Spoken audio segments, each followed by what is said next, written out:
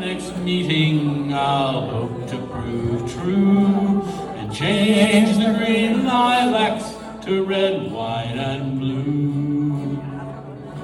I used to have a sweetheart, but now I have none. Since she's gone and left me, I care not for one. Since she's gone and left me, contented I'll be, for she loves another one better than me. Green grow the lilacs, all sparkling with dew. I'm lonesome, my darling, since parting with you. But by our next meeting, I'll hope to prove true and change the green lilacs to red, white, and blue.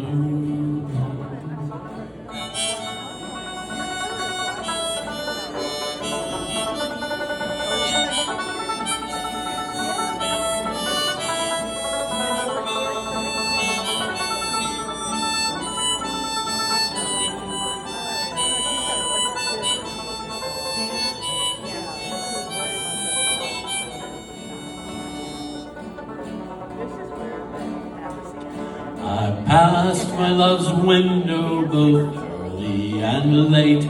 All the look that she gave me, it made my heart ache. All the look that she gave me was painful to see, for she loves another one better than me. Green grow the lilacs, all sparkling with dew. I'm lonesome, my darling, since parting with you. But by our next meeting, I'll hope to prove true and change the green lilacs to red, white, and blue. It's at least 10 years. And we do this program to highlight the struggles and successes of our past citizens. And there are many stories. They're hard to pick from. I mean, we've gone through several decades, and there's just, you could go past our lifetime now of by only doing 6 or 8 a year. But this is under our History Appreciation Committee of the DeWitt County Historical Commission. By the way, I'm Peggy Ledbetter, I'm sorry. I am chairman of the DeWitt County Historical Commission. And our History Appreciation Commission works hard to put on this Lives Remembered program. They have to research the history of the individuals. And then the thing is, after you write the script, is getting somebody to play the individuals. And then finding a venue. And this is a wonderful place, but I'll have to admit, GPS gets confused on finding it too, so don't feel bad if you didn't find it the first time. Then the sound system, and thanks to James Telco and Devlin that we have somebody here to help us on this.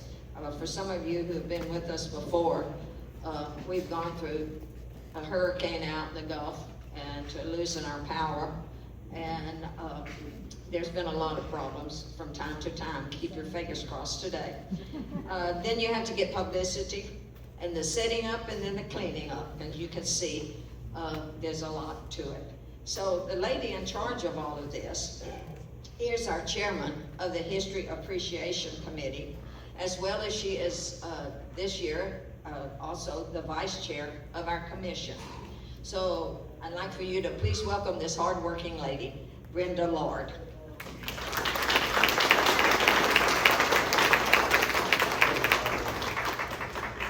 Good afternoon. Thank you all for coming. We have a great program for you today.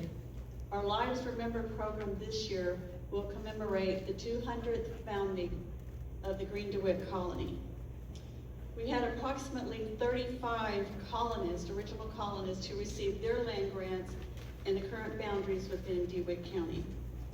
Some of them have come to visit us today and share their inspiring stories of early life in the DeWitt Colony and the Texas frontier. Our first visitor Father Jose Antonio Valdez y Gonzalez. Father Valdez was a significant, interesting, and somewhat mysterious priest in early Texas history. His lifespan preceded the arrival of most of the DeWitt colonists. Father Valdez's land grant is actually where the town of Cuero is located and where we're gathered here today. So please greet Father and Captain Jose Antonio Valdez. Let me tell you a little about my life. My name is Jose Antonio Valdez y Gonzalez. Valdez from my father, Gonzalez from my mother. I was born in 1787, in the year of our Lord, when this land was called New Spain, Nueva España. San Antonio de Valero was where I made my home at that time, and there were about 2,000 inhabitants in San Antonio. It was a place of presidios, missions, and pueblos. We were a people of prayer, of duty, and of land. I became a padre, a military chaplain. I prayed for soldiers, for peace, and for mercy. But peace was not ours to keep. In 1810, Father Hidalgo cried out for a revolution. The rebels wanted Spain, but I stayed loyal to Spain. I saw the blood at the Battle of Medina. 1,300 Tejanos died. It was the bloodiest battle Texas had ever seen. There were fathers, brothers, sons. So many died. I prayed for their soul. Que Dios les bendiga. God bless their souls. In 1821, Spain surrendered and Mexico was born. At that time, I met Stephen F. Austin. He called me a gentlemanly and liberal-minded man. I was friendly to the Americanos, and I was friendly to everyone. I prayed for everyone. Though they did not speak our language, nor kneel at our church, I still prayed for them. And I received a land grant from Mexico, my land. All this was Cuero, all of Cuero was my land grant. Gonzalez Street, it is named after me. But before me, there was a Puan, it belonged to the Carancuas. I feared the Carancuas. This was their land. But it became mine, and I stayed, and I built, and I prayed. And I was sent to La Bahia. Then I was sent to Nacogdoches. In Nacogdoches, I saw the Caddo tribe, the French, and the smugglers with their carts. And then I returned to La Bahia. I was the only padre for miles around, but I could not keep my ranchito. It was too much for one man. So I sold it. I sold it to Samuel Williams. And I prayed that he didn't own any slaves. Then, in 1835, shots were fired in Gonzales. Colonel Fannin imprisoned me. He thought all Tejanos were traitors. But the townspeople spoke in my behalf, and I was released. And I fled to San Antonio, fearing they would change their mind. The Republic of Texas was born in 1836, but I was already fading from vision. Then in 1839, the church came to inspect. I was in San Antonio at the time. Juan Seguin, he said I lacked honor. They said I wasn't celibate. They called me one of those poor Mexicans, but we were rich in faith, rich in love, rich in community. But I was still stripped of my priesthood. So I left. And I left to Saltillo, Mexico. There, my beloved Saltillo, with its cobblestones and colonial homes, a plaza before the church. There, I served as a priest again. And there I died in 1846, just as war began with the United States and Mexico. Gracias a Dios, I did not see all that Mexico had lost. I was a padre, a ranchero, a tejano, and I lived through empires, revolutions, and betrayals, but I never stopped praying for peace.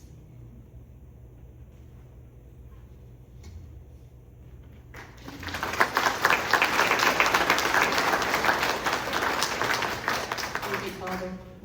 In the early years, Texas was sparsely populated, and the newly formed Mexican government was bankrupt. Settlements were subject to hostile Native American raids. The General Colonization Law was passed in 1824 to encourage farming, ranching, and commerce to settlers through the impresario system. Encouraged by the success of Stephen F. Austin, Green DeWitt eventually succeeded in obtaining his own contract in 1825 to settle 400 industrious Catholic families. DeWitt brought his own family to Texas in 1826, but the colony struggled, and when his contract ran out, he had only settled 166 of the 400 families in 1831. Green DeWitt died in Mexico in 1835 while he was trying to get his contract renewed. He is buried there in Monclova, Mexico, in an unmarked grave. Sarah Seeley DeWitt was the wife of Green DeWitt. She was a colonist, a landowner, wife, and mother. She managed her household and raised their children, largely on her own. Sarah Seeley DeWitt was known for her hospitality and her perseverance. Let's now listen in as Green DeWitt's wife, Sarah, and their son, Christopher Columbus DeWitt, reminisce about the days of the colony some years later after Texas became the 28th state of the United States of America. Sarah Seeley DeWitt and Christopher Columbus.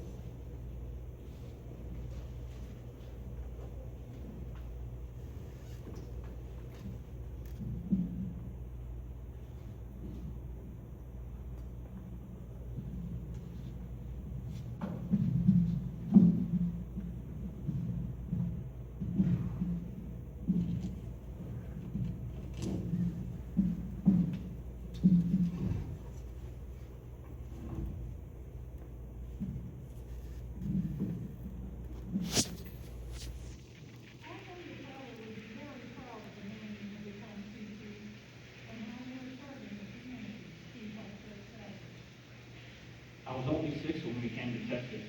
I remember when he said goodbye to grandmother and grandfather Stephen and left from St. Louis. Eliza didn't come with us. Oh, that was really hard for me. Eliza was my oldest, and he left to go with his grandparents to go to school. His father had a good education, and he wanted his children to be educated too. Once we got to Fort Matagorda Bay, there were many others there at the old station. That when we got here, there were just a few rough huts huddled by the side of the Guadalupe. What made Father want to live here? Well, Cece, he was promised 5 leagues of land for every 100 families that he settled. 1 league is 4,410 acres. His father had a dream of creating a successful community that he would be prosperous and be a respected leader. Of course, he had to pay all the expenses of recruiting settlers and paying electricity to live here. We were from Manila, and he said the word there. He told me there would be plenty of land and lots of no taxes for 10 years. Even hired women Matthews to bring people from Tennessee. I said, little did you know that your future Naomi would fall in love with them and marry them. I'm making this book, so I'm down in the middle of the family now. No taxes? I bet that was a good selling point. It certainly was. The United States had probably found the 50 years before, so when things went to taxation was already in place. What did the Mexican government agree to do for the Southern? Taxes paid for the necessary services our state provides. They were promised security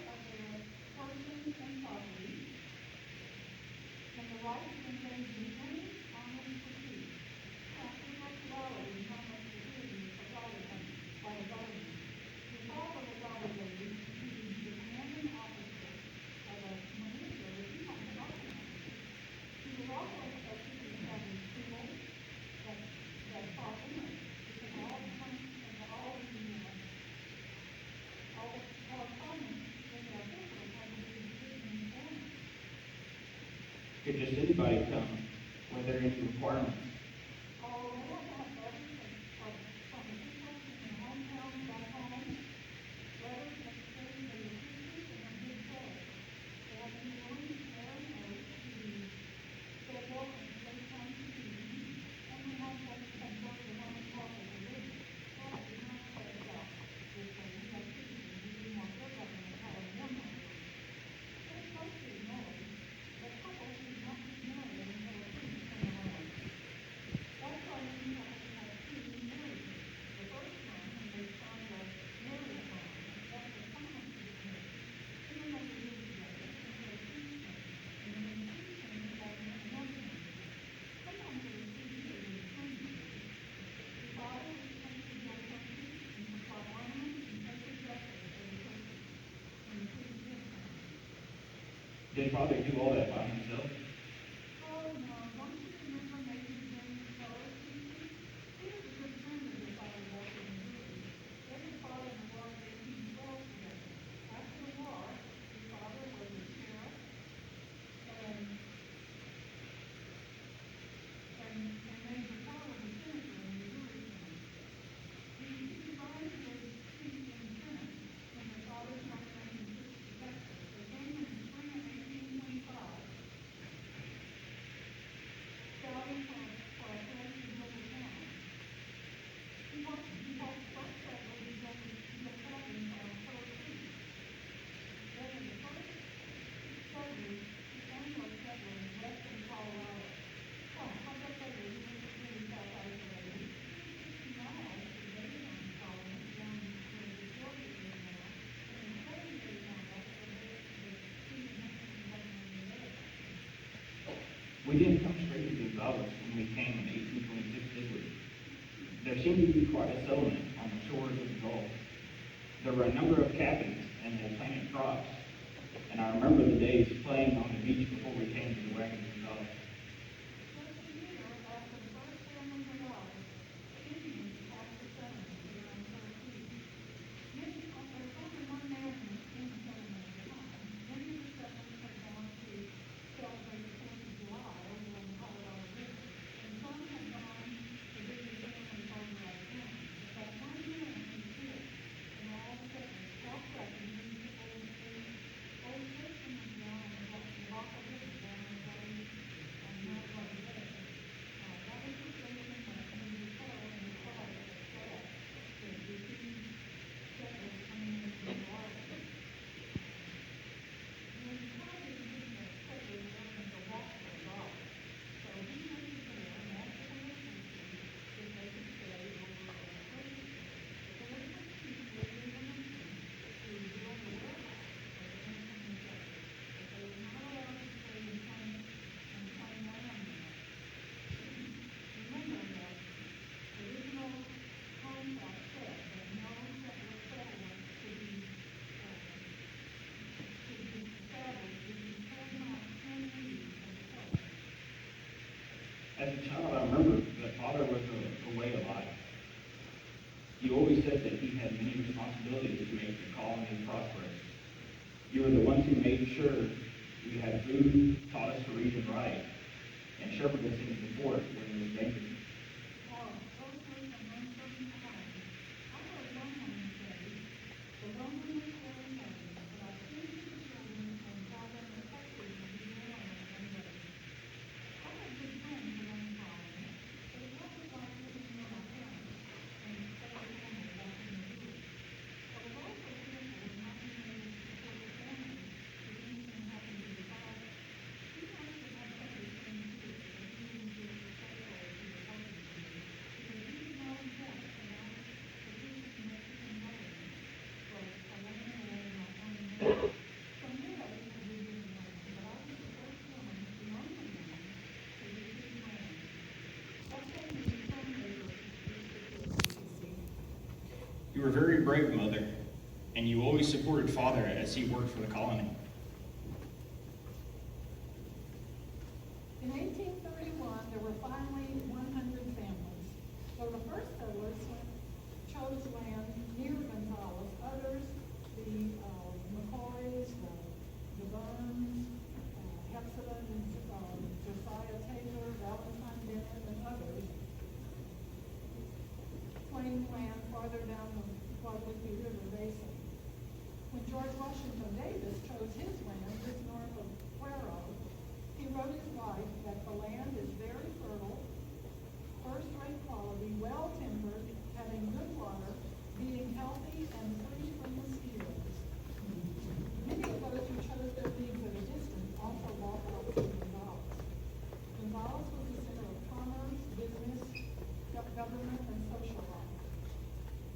When was the town of Gonzales laid out? Gonzales was named for Rafael Gonzales. He was the governor of Coahuila y Tejas. When 100 families had arrived, Jose Antonio Navarro was appointed commissioner, and things started to get organized. Navarro administered the oath of allegiance to the colonists, examined their certificates of Christian belief and good character. He approved the layout of the town, and he presided at elections when they set up the government. See, some of the first laws that were passed, one was to outlaw the sale of liquor to Indians, and the other prohibited running horses through the streets. I remember when Eliza came from Missouri. It says we were happy to see her. She was almost a grown woman, and she married Thomas Hamilton soon after she came. Father gave them a league of land up to the Guadalupe from Gonzales. I used to like to go up there. I used to shoot squirrels. Beginning in 1827, your father had petitioned the government for a cannon for protection from the Indians. In 1831, the cannon finally came, but it wasn't much use. It made a lot of noise. When did the colonists start rebelling? I was just 15 when they refused the cannon back, and Naomi made the flag that taunted to the Mexicans, "Come and take it." I was out there at Ezekiel Williams' pasture when they shot the little cannon off, and the Mexican dragoons didn't think they could win in a battle. It says, against all the men who had showed up with them in the squirrel rifles. They left without the cannon, but all knew the revolution had begun. Stephen Austin arrived, and a bunch of us went to Bear. General Coates, Santa Anna's brother-in-law, had an army, but he was sent back across the Rio Grande. I came a few months later because I knew that it was a girl headed protection. It says father had died earlier that year in Monclova, and Eliza's husband had died as well. That was a hard time, Cece. We were without your father, and when the Alamo fell, we left, headed east to get away from Santa Anna's army. General Houston had the town burned, including our home. After the Texians sent the Mexican army running from San Jacinto, we were able to come back to Gonzales, to my land here on the Guadalupe, where you are a successful public servant.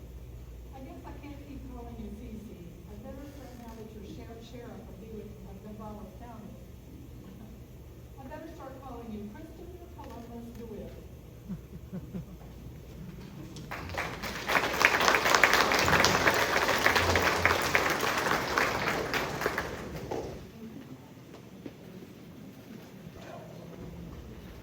Remember I told y'all that something always happens? Well, the batteries are low. And it's going to take just a few minutes to change them out on the sound system. And that's all Arthur and Columbus Burns are considered the pioneer settlers in DeWitt County who established the first settlement, the Irish Creek Settlement. That was around 1826. This settlement grew into Burns Station, which was named in their honor. The Burns family was very active and influential in developing the area that would become DeWitt County. Today, it is my great pleasure to introduce you to one of the original settlers of Green DeWitt's colony, Mr. Columbus Burns. Amen. Mr. Burns, we're so honored to have you join us. In fact, we found a rocking chair that was your actual chair. Well, that is my rocking chair. I think I'm going to sit for a spell. Yes, your family kept it all these years. Thank you. I have a young woman here who would like to ask you some questions. Okay. Hi, ma'am. How are you? Yes, sir. I happen to have some books and notes that might help us in our conversation. Really? Well, I'm doing research for my part in the school play on how the settlers came to DeWitt County. Please tell me how you came here.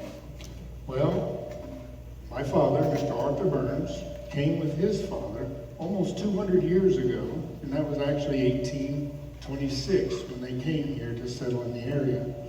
Papa had two wives. Unfortunately, both of them had died at a young age, And then he married Miss Sarah Morgan.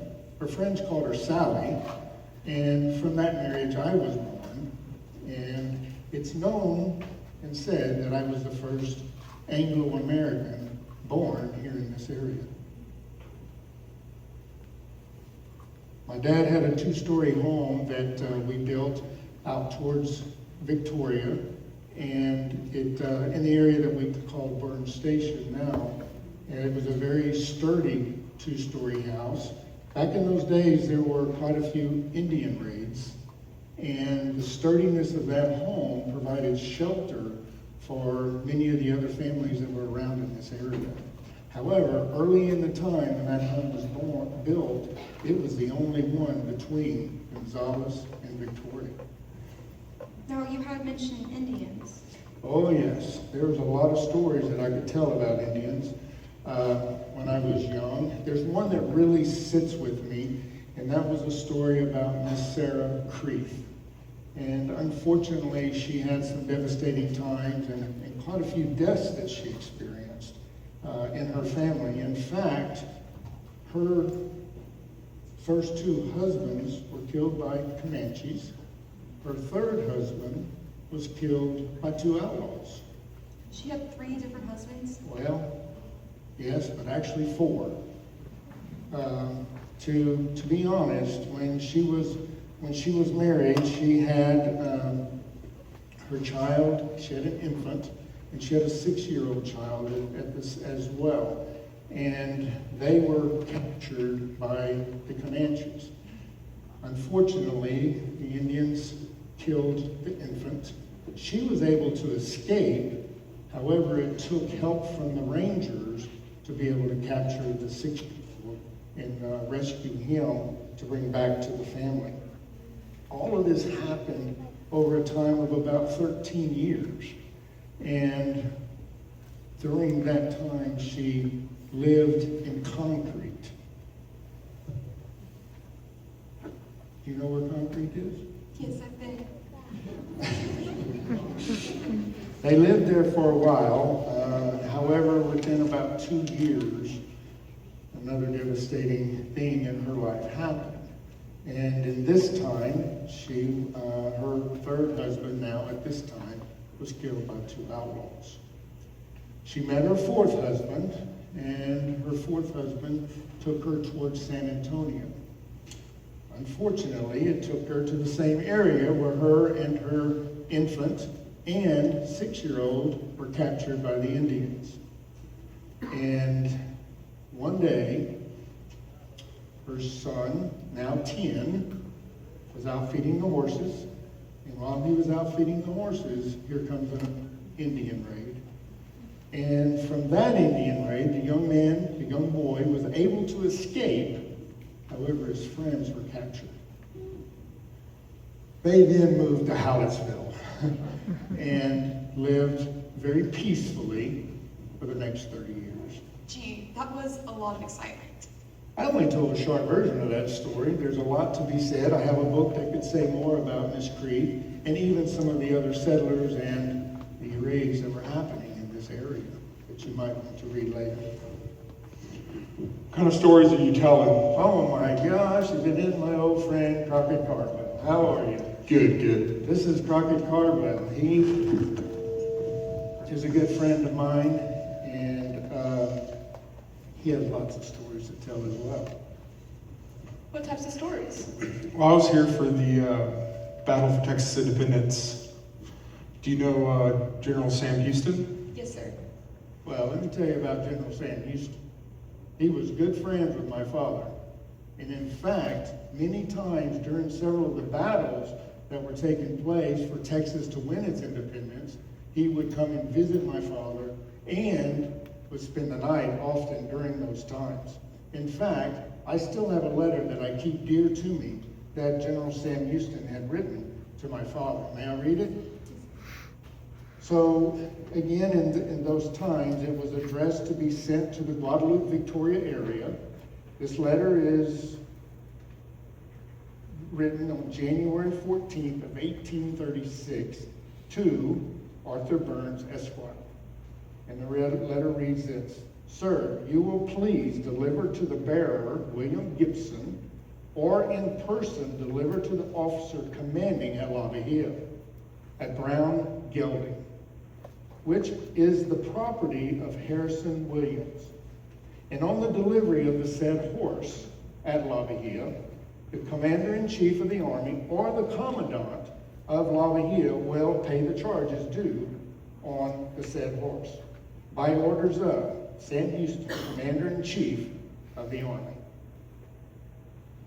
I will also say that General Sam Houston also asked my father if he would assist and organize and help with the runaway escape.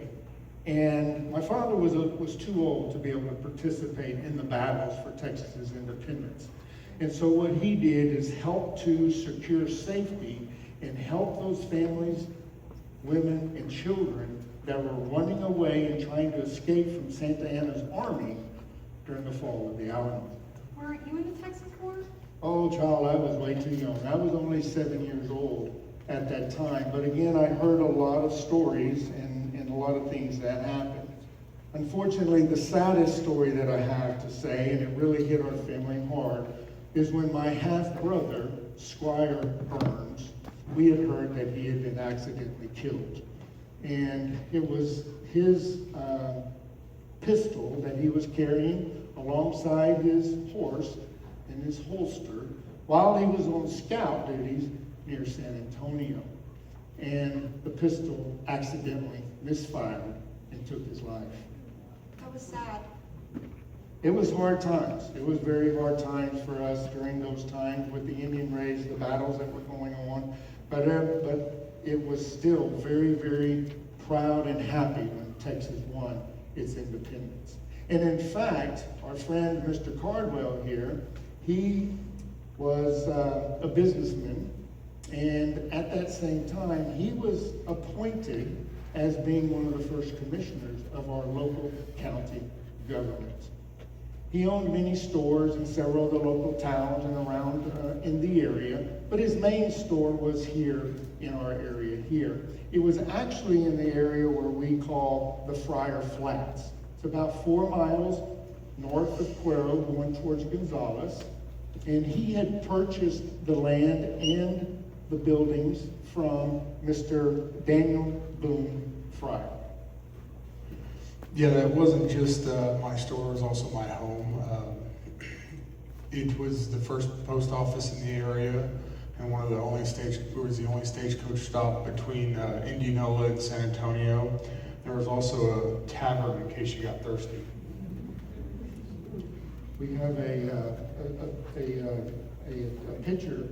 painting here that you can look at. That is the wood from that is said to have been built from this original stage inn, and even early government meetings were held there. That is also Louis Burns' property, which was my eldest son. But either way, Mr. Cardwell was a wonderful businessman. He took several trips to New York, to the eastern cities. He learned some of their ways, brought merchandise back for the settlers down in this area. But one of the things that he noticed when he was up in those areas is that these cities were short on beef. And so he, on his way back on, says, I'm going to try to organize some men to try to service this area for beef. He ran across Mr. Thornton Chisholm. They, along with 30 other men, moved 1,800 head of cattle north. Wow. Those were some busy times. Tell us more about your family. Oh, well, that's a good point. I'd like to see that. I grew up, finally, I was too young during all this stage, but I grew up and I married Miss Mary Ann DeMoss. We had 10 children, 5 boys and 5 girls. That is a big family. Well, yes, it is, but it took a lot of family. It took a lot of labor.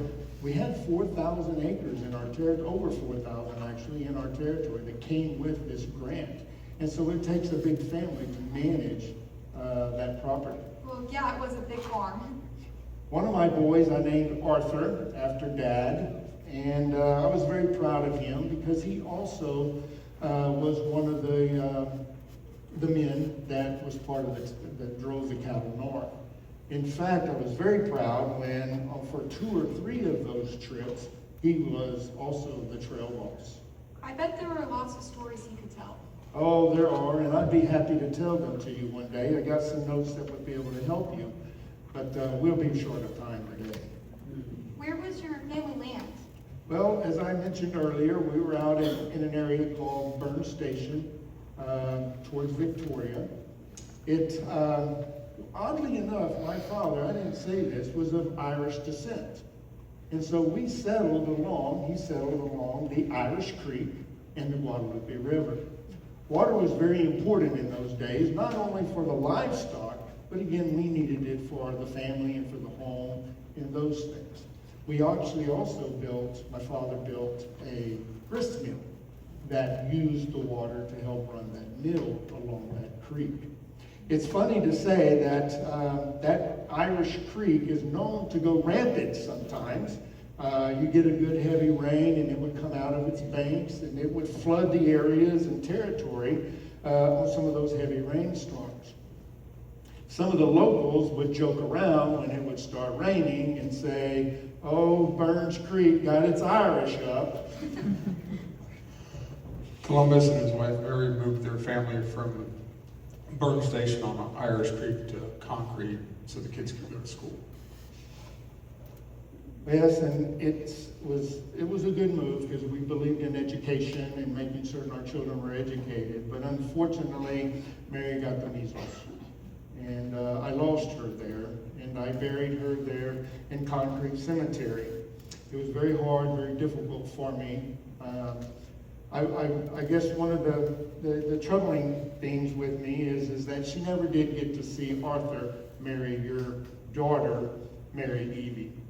And she was a very beautiful young lady, as pretty as your wife, Miss Ann Alyssa White. Yes, Arthur and Evie gave us 5 grandchildren. Oh, and those were blessings. They were blessings to us both. And we definitely enjoyed watching them grow up together and all of that. So Crockett and I had more than just business ties and friendships. We had family that we got to share with as well. So I hope that I got to help you with your history, and there's a lot to be learned and read about Mr. Green DeWitt's colony, and I know that you are a proud citizen of this area, and I bet that if you did a little searching, you would probably find that your family is part of this history and has a legacy to be told as well, a part of the DeWitt settlement. I do hear, though, that y'all have water in your home today, and that you don't even have to go outside to go to the restroom, and you have air that is cool and air that is warm. Yes, sir. We even have things called cell phones and computers. Huh? What? Come with me. I'll show you. Is well known, and they are some of the more colorful characters of DeWitt Colony. They were also well respected. 6 McCoys received land grants in DeWitt Colony, and some settled along Cuero Creek in what became known as the Upper Cuero Creek Settlement, now present-day Concrete. John McCoy was the head of the McCoy clan. Today, he is accompanied by his brother, Daniel McCoy. Ladies and gentlemen, please welcome the McCoys.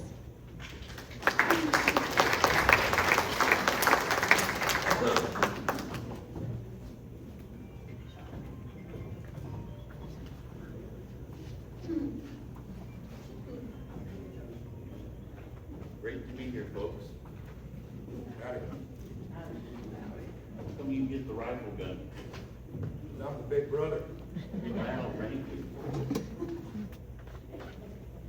Never mind, we came here to tell you our family story.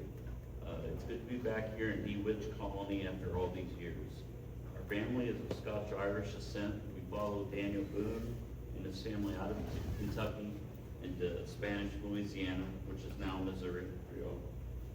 I was elected lieutenant in Captain Calloway's company. That's Daniel Boone's grandson, quite famous. We served in the Missouri militia together during the War of 1812 and the Native American Wars. My brother John here served in Captain Nathan Boone's Rangers during this war. Major James Kerr, the DeWitt Colony General Surveyor, also fought with us and settled in St. Charles County, Missouri, too. Was he the fellow that told us about the DeWitt? Maybe that was a long time ago, Dan. Very long time ago. But don't get us wrong. We were patriots. We had fought on the frontier for decades. Like Dan was saying, we fought with Nathan and Daniel Boone. We fought native tribes. We did our part for the United States. Even though the United States was growing bigger and bigger and had gotten way beyond the Mississippi at this time. Us McCoys, we get restless. We had big dreams. We had a big family, right? 10 kids. We had mouths to feed. And this opportunity to go to this new country, Mexico, was just too hard to resist. I don't think they knew what they were getting into when the McCoys showed up, did they? Couldn't agree with you more, John. Before we delve deeper into our story, let me introduce us. I'm Daniel McCoy, but they called me Uncle Dan.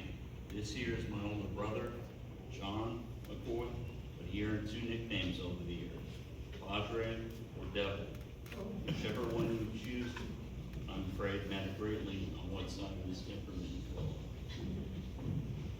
I could be a little rough around the collar. I could be a little dogged at times, but I had to be. I was the head of this family. So anything that happened, good or bad, rested on my shoulders. I knew what we were getting into. This Mexican government was offering us a deal that was way too big to pass up, and that got me nervous. I was thinking, why?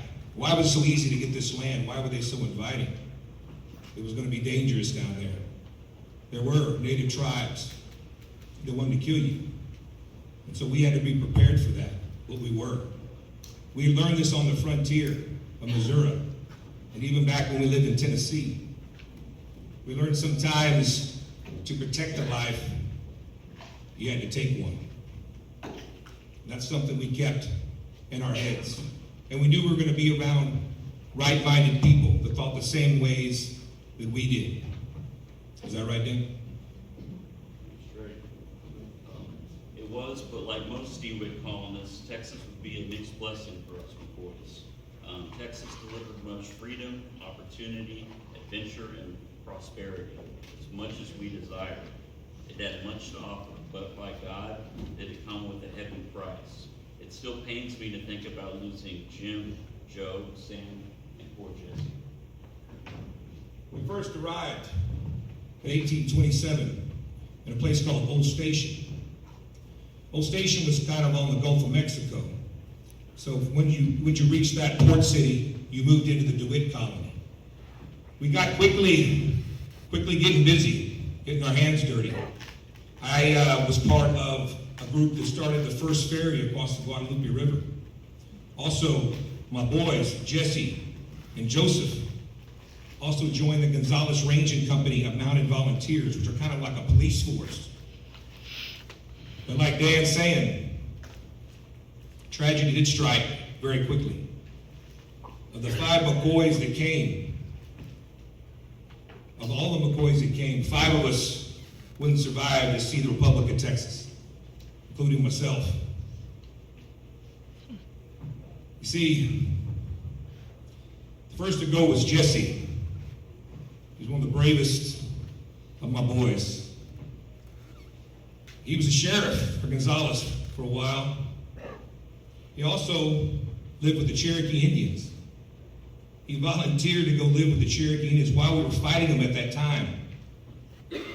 He worked out some treaties that later on saved lives. Green DeWitt actually wrote in a newspaper in San Antonio called F.A. Political how my son Jesse actually saved the colony. You know, when well, I don't know if I should tell this story. Us McCoys like to exaggerate at times, but I don't know if Jesse was a sheriff or maybe part of the Gonzales Ranging Company, but there was a Mexican soldado that I guess had gotten tired of the rations at the fort and was rummaging through one of the townspeople in Gonzales' pantry. Well, Jesse was first on the scene, and while he was escorting that soldado out, he butted him on the head with his rifle. Well, we arrested him. We put him in the stockade, or whatever it was called back then. And the Mexican commander came, took him. We thought he was going to get punished. They never punished that soldier. And that was kind of starting of the rumblings that would start to become the come and take it. But we don't know if that's fact or not. But us McCoys like to make our mark wherever we can. Well, on those lines, when the independence fever started to reach Texas, my boys were first to join up. Jesse, now a first lieutenant in the Gonzales Ranging Company of Mounted Volunteers, heard Travis's call to go to the Alamo, even they knew it was surrounded. Him and 32 men. He lost his life there on that cold morning, March 6th. I miss my boy. He was a good son. We fought with old Colonel Daniel Boone, but Jesse died with Davy Crockett. Joseph, James, so many, so fast. Yeah, I didn't stop there. When the news of the Alamo fell, the town of Gonzales joined other colonists heading toward the Sabine River. My oldest son, Joseph, he was ill at the time. It didn't need to be moved, but he had to. So during the runaway scrape, he died along the road around a town called Nueces.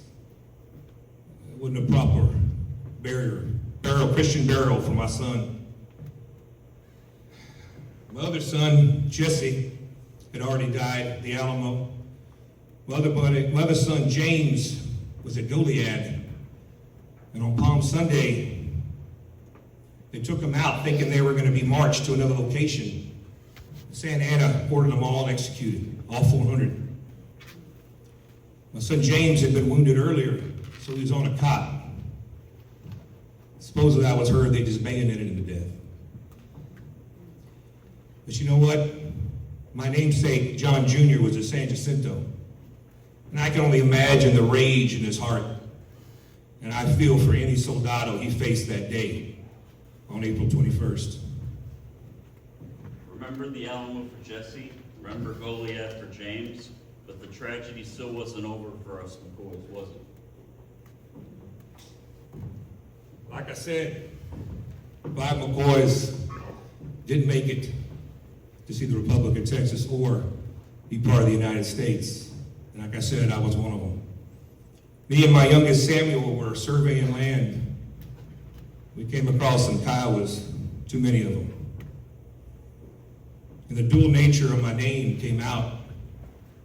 The Padre in me, fighting to my last breath to protect my boy. And the devil in me, taking as many Kiowas down as I could with me. I hate to leave you guys with this melancholy. I kind of feel like maybe that you think we should have never came to Texas. But you'd be wrong. Like I said, when we first came to Texas, we came to Old Station. And when we came, it was storm and raining. And I thought I had made the biggest mistake of my life. We were out in the elements. My daughter-in-laws were crying. My sons were panicking. And I didn't know what to do, so I just looked up and I asked God, give me a sign. Give me a sign. And I looked over to my newest grandson, Joseph, named after my oldest boy. And he was sleeping like a baby. And it finally dawned on me, that was the sign. We didn't come to Texas for me, for my dreams. We didn't come to Texas maybe for my boy's dreams. We came to Texas to make way for his dreams. And the McCoys, generation and generation and generation down the line. That's what we were here for. God bless Texas. God bless Texas.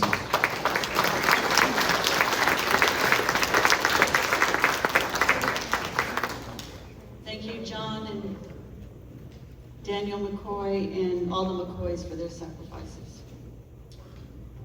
Hephzibeth Lucre Taylor was the wife of Josiah Taylor and the mother of 9 rambunctious, adventurous Taylor children. Her son Creed once said, "Mother was brave and resolute, and if she ever shed a tear, I did not see it." Let us welcome Hephzibeth Taylor and her 9 children.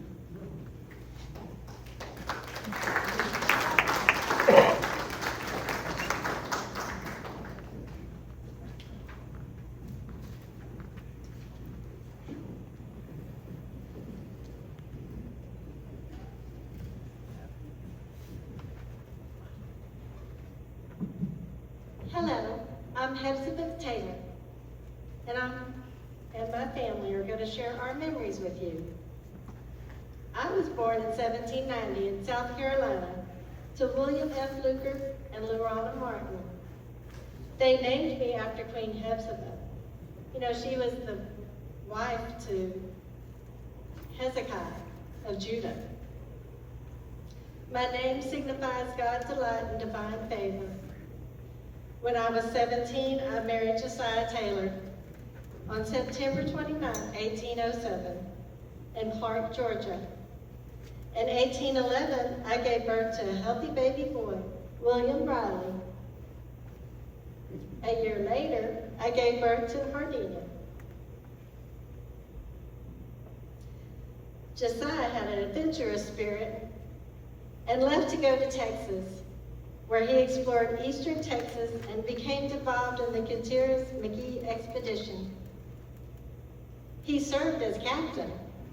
My husband was absolutely dedicated to the ideals of democracy over the chains of tyranny.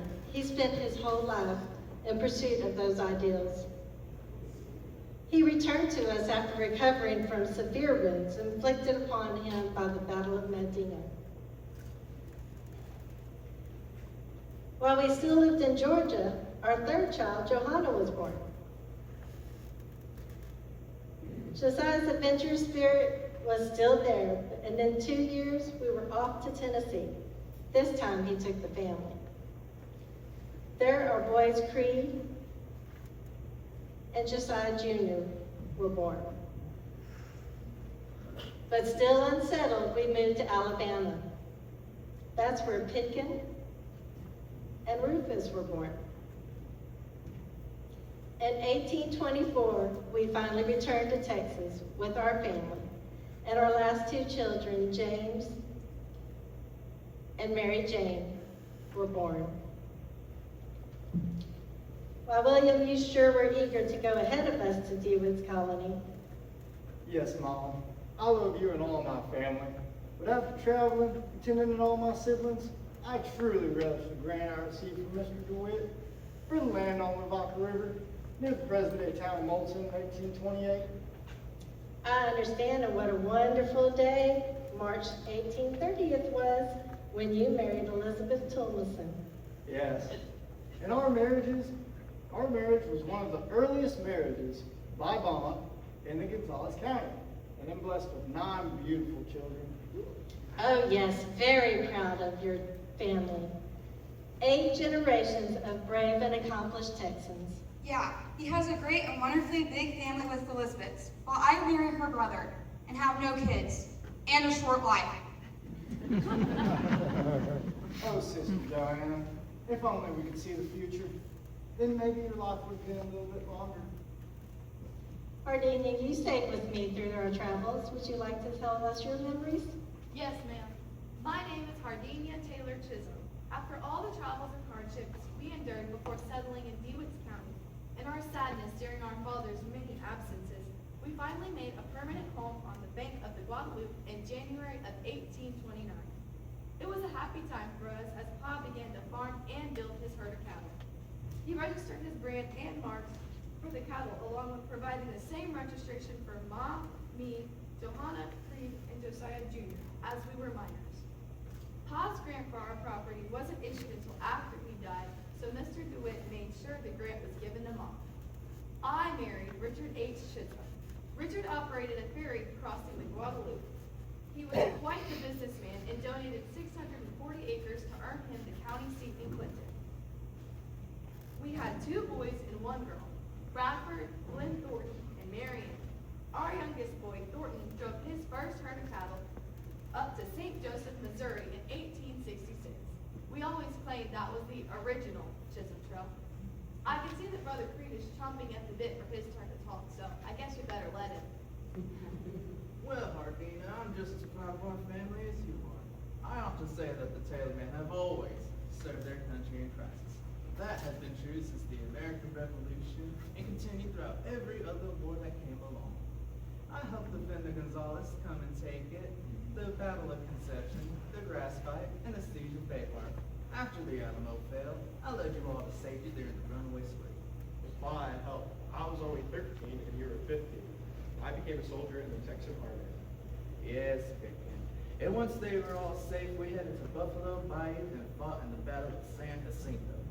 I then became a Texas Ranger. I enlisted into the federal service during the Mexican War, then into the Confederate Army in 1864. I married Nancy Goodbread, who bore me 2 sons and a daughter. After her death, I married Lavinia Spencer, who bore me several other children. I moved to Kimball County, where I am buried, far from the fury that consumed my family, who remained in DeWitt County. I know the fury you talk of. I married Miss Susan Day, December 13, 1846. The first marriage license issued by Crockett Cardwell, newly created DeWitt County. She was a widow with 3 children, and we had 2 of our own. Our life was much like other fellow pioneers, peppered by frequent raids. I served several years as a county commissioner. When the Civil War broke out, I stayed in the county to help out with the families that served. After the Civil War, we were continually harassed and some were murdered. It was my fate as well to be killed by bullets, dying at the age of 51. Well, I just Jr. married Sarah York, the daughter of our great Indian fighter, John York. After whom the city of Yorktown was named, it was the first incorporated city in the county. After Sarah's death, I married Emily Porter, and we had 5 great children. I was Brett Taylor, married Elizabeth Buffalo, and blessed with 4 children. My family had died at the age of 29, but I thank the Lord not get to see my 2 youngest boys, Fancy Jim and Scrap, and my father's regular. Our family motto become, we shed the Taylor's blood, like Mary sin shall not. I'm surprised none of my brothers fell into the condition that we all served as Texas Rangers. But I, James Taylor, left California for Texas early on after I married. Mary Jane, you sure are quiet over there. What would you like to say? Not much to say, but I am the youngest, and I married Achilles Stapp. We had 7 children. I guess it is something that I outlive almost everyone. I made it to the age of 60, and I am buried in San Antonio. Yes, you did live longer than I. I died in January 1841 in Gonzales at the age of 52. And I'm buried here in Cuero at the Taylor Cemetery. As my last words to you, I would like to impart that our family had a hard and adventurous life, filled with love for each other and for our country. In the end, we were all just victims of the time. Thank you.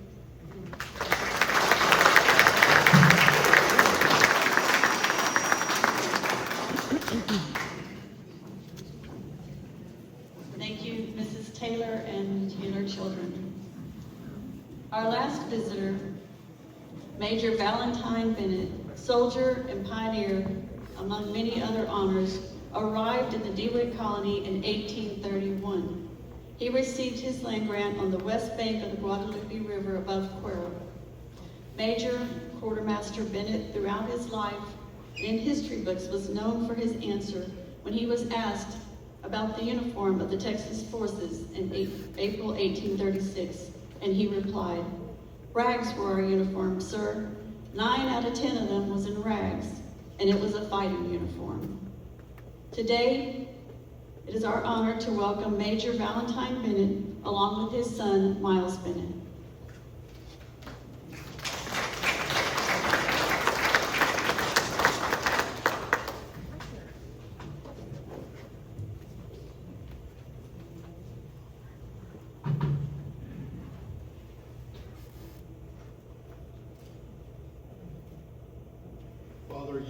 Father, you were born in Massachusetts and lived in Buffalo, New York. What enticed you to come to Texas? Your mother's father, Guy Skibby, an entrepreneur in Buffalo, New York, is the one who got the fever for acquiring land outside of New England. in Anacapas, Louisiana, near New Orleans. We left New England with the prospect of purchasing cheap land, having a warmer climate, abundant crops, and fortunes to be made. 18 family members, including Kibby's children and grandchildren, left Buffalo, New York in April 1820 on a difficult journey, 1,400 miles down the Allegheny, Ohio, Mississippi, and Atchafalaya rivers to Louisiana. We traveled in a flotilla of art flatboats, 12 to 16 feet wide, 25 to 50 feet long, with a cabin in the center, with living area, storerooms, and a stable for the livestock at the rear. Steering was done from the center roof by a large oar as long as the boat. What did you find in Louisiana? We found a humid, oppressive climate and malaria-carrying mosquitoes. Within 2 years, by January 1822, 8 of the original 18 family members died of acclimating fever, which is the inability to accept the climate and the mosquitoes, including your mother, your infant sister, your grandfather, your grandmother. Without their leader, the family scattered throughout the South. With no immediate family remaining, what did we do? You, your sister Sarah Jane, and I returned to Cincinnati and lived with family friends, the Mills, whom we had seen on the first leg of the trip. They kept you two children, when I went to Glasgow 2 years later to join Stephen F. Austin's colony and then Green DeWitt's colony in Gonzales, and claimed land for our family. I qualified for 1/4 league, 1,102 acres, in DeWitt's colony, 19 miles from Gonzales. You were involved in the revolution to gain Texas independence from Mexico. In what battles were you involved? Having previously participated in the War of 1812, I got involved in the Battle of Velasco in 1832. I was wounded in the face and in the hip. In Battle of Gonzales, 1835, I was one of the 18 who told the Mexican army, "You want the cannon? Come and take it." The Battle of Concepcion, 1835, the Battle of Barrow, San Antonio in 1835, and the Battle of San Jacinto in 1836. I gave 2 axes to Dev Smith to destroy and burn the bridge across Buffalo Bayou, preventing the Mexican army's escape. What were your duties as quartermaster of the army? After the War of 1812, I became a merchant and provided provisions and supplies to the village of Buffalo, New York. As a quartermaster for the various units of the Texas Army, I again provided provisions, feed, supplies, as well as munitions, horses, and obtained from the local ranchers, and delivered them to the locations where the battles were going to be fought. You saw many different commands of the Texas Army. What was the official uniform of the soldiers of the Texas Revolution? In great contrast to the Mexican Army, who wore brilliant red uniforms with shiny black boots, the Texas Army had no uniform. They wore mostly buckskin coats and breeches and moccasins when their shoes wore out. In later years, when asked about the Texas Army uniform, you replied, "Rags, sir, just rags." 9 out of 10 soldiers who fought in the Texas Revolution wore this uniform. And sir, it was a fighting uniform. Yes, it was a fighting uniform. In all that time settling in Texas and participating in the fight for independence, didn't you want to be with Sarah Jane and me? Of course I did, but you two were too young to bring to the frontier until I established myself. On November the 8th, 1831, I received a deed for my headright, the 1,002 acres located in DeWitt's colony on the Valdez River. Then I also purchased lots in Gonzales for a home. Finally, 2 years after San Jacinto in 1836, I went to Ohio and brought you back with me, and you were just 19 years old. When I introduced you to Captain Mosley Baker, Captain Baker said, "Well, Major, I see you have brought another rifle for Texas." You were still in the Texas Army as there was the fear that the Mexicans would try to take Texas back. It was a dangerous, exciting time, but I really enjoyed serving as your assistant and clerk, keeping the quartermaster records. Yes, and you were a great help to me. We often drove herds of horses or mules from one company of soldiers to another. We took charge of government property. We repaired wagons. We arranged for transportation of beef and corn to the battalions and accompanied surveyors. You did all my correspondence, made reports, took dispatches to headquarters, and once sailed from Galveston to New Orleans with a large sum of money for San Antonio merchants. In 1837, we built a cabin. In 1837, we built a cabin on the lot in Gonzales, UC, so you, Sarah Jane, and I would have a good home. Yes, and when Sarah Jane was 18 in 1838, the next year, you went back to Cincinnati to get her, and she was a grown woman by then. You, Sarah, and I worked together to make things comfortable, and I finally had realized my desire to have my home with my children sitting peacefully at my table. But your military career was not over, was it? Oh no, it wasn't. In 1841, President Mirabeau B. Lamar wanted to convince the people of New Mexico to join with the Republic of Texas. I went on as a quartermaster on the expedition to Santa Fe.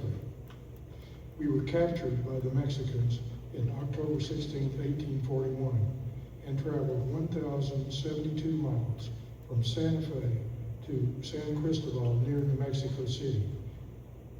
It was from there that I wrote a letter to you and your sister. The letter reads, "Dear children, I am a prisoner near Mexico City. I expect to leave in a few days, about 180 miles on the road to Veracruz. The bearer of this will give you every information respecting our capture. It is uncertain how long I will be detained. Do not feel any anxiety about me, as I am in good health and doing well, as I can expect. Go on the path of virtue, and you will be sure to be prosperous and happy. Your affectionate father, Valentine Bennet, February 3rd, 1842. What did you do while I was in prison? I took care of your land called Valentine.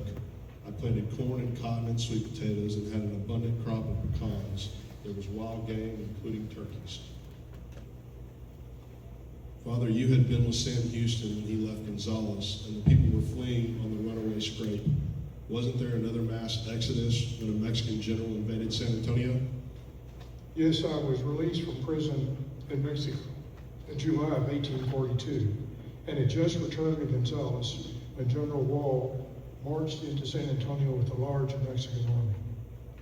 Fearing a repeat of the Santa Anna's march across Texas, settlers in DeWitt colony began to flee. In September 1842, a group of Texas Army volunteers, including several of us who had been in the Mexican prison, went to defend San Antonio and soundly defeated the Mexican army, who retreated across the Rio Grande River after the Battle of Salado. This was the final Mexican military invasion in Texas. I returned to our home in Gonzales, and you returned to Valentine on the Guadalupe River. In November 1842, my father had been quartermaster of General Somerville's expedition into Mexico, and upon their return to Gonzales, he gathered the stores and munitions and was loading them into his wagons for shipment to LaGrange when he had a fatal heart attack and died on July 23, 1843. He is buried in the cemetery in Gonzales. Major Valentine Bennet, called Old Bennet by his friends, was 63. The living descendants of Valentine Bennet and Miles Squire Bennet are Fane McDougal of Bryan, Texas, Miles Grant McDougal of Kingsland, Texas, Margaret McDougal Flack of Cuero, Texas, Kylie Kendall Flack of Cuero, Texas, Corbin Jane Flack of Cuero, Texas, Arthur George Herman III of Yoakum, Texas, Clay Bennett Herman of Yoakum, Texas, Brooke Claire Herman of Yoakum, Texas, Luke Dylan Herman of Yoakum, Texas. Many thanks to Peggy Ledbetter, Margie Cassier, and the DeWitt Historical Commission for the opportunity to to let you know about our family's ancestors, Valentine and Miles Grant Bennet. Thank you.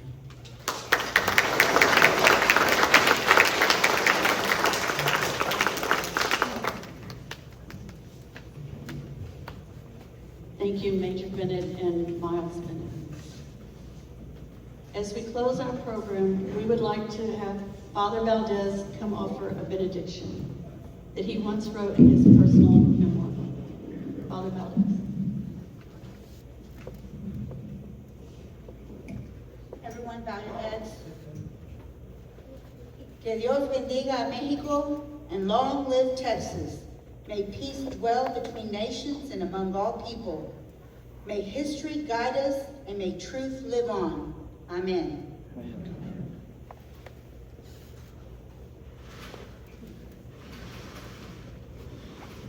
Now we would like to bring out all of our visitors whose lives we remember today. Please hold your applause until they introduce themselves.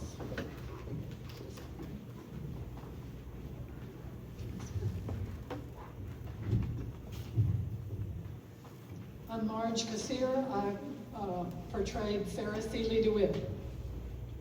I'm Jason O'Gunner. I play Christopher Columbus DeWitt. If we have any Green DeWitt descendants, please rise. Stanley Kelly. I played Columbus Burns. I am the third great-grandchild of Columbus, who was the first Anglo-American born in DeWitt County. I'm Colin Soderwaltz. I played Crockett Cardwell. I married into the Burns family. I'm Jason Shaw. I played John McCoy, my fifth great-grandfather. I'm Cameron Coppice. I played Dan McCoy. Married my cousin.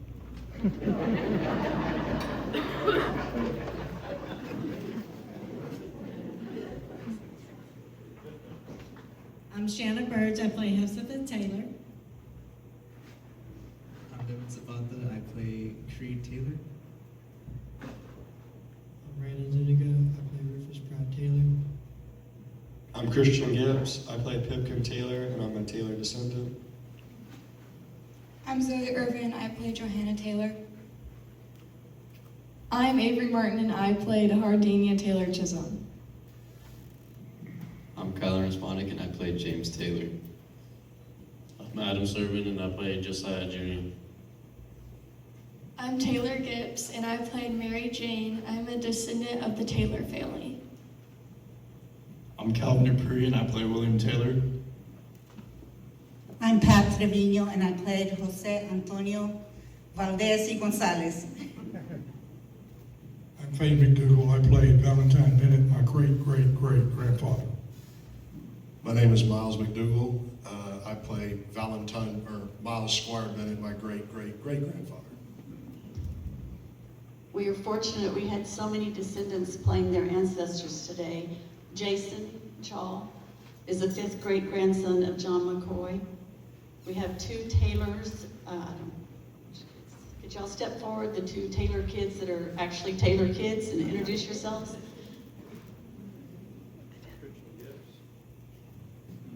Brother and sister, right? Yes. I'm Christian Gibbs. I'm Taylor Gibbs. Thank you. And we don't have any Burns descendants. Do we have any today? Mom, stand up. She is the great-great-granddaughter of Columbus Burns.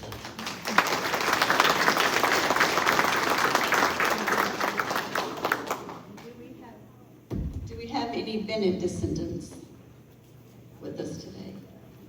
Or any Taylor descendants that are not on stage? Please stand.